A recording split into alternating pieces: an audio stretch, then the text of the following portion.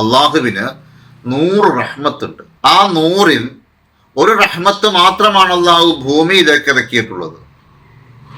ആ ഇറക്കിയ ഒരു റഹ്മത്തിന്റെ, ഒരു കരുണയുടെ, ഒരു കാരുണ്യത്തിന്റെ ഭാഗമായിട്ടാണ് ഇന്ന് ലോകത്ത് മനുഷ്യന്മാർ പരസ്പരം അങ്ങോട്ടും ഇങ്ങോട്ടും കരുണ കാണിക്കുന്നത്, വന്യമൃഗങ്ങൾ തൻ്റെ കുഞ്ഞുങ്ങളോട് കരുണ കാണിക്കുന്നത്, ലോകത്ത് മനുഷ്യന്മാരടക്കമുള്ള ആ ജീവജാലങ്ങൾ പരസ്പരം കാരുണ്യത്തോടുകൂടി പെരുമാറുന്നത് ആ അള്ളാഹു നൽകിയ ഒരു അനുഗ്രഹത്തിന്റെ, ഒരു കാരുണ്യത്തിന്റെ ഭാഗമായിട്ടാണ്.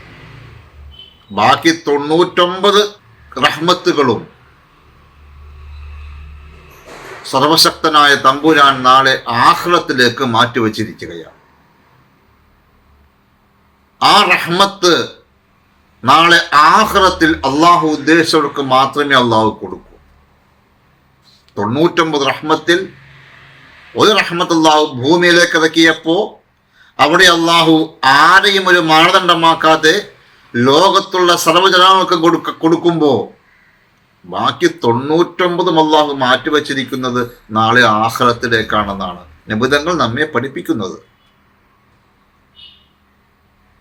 ഈ റഹ്മത്ത് നാളെ ആഖിറത്തിൽ നമുക്ക് അനിവാര്യമാണ്.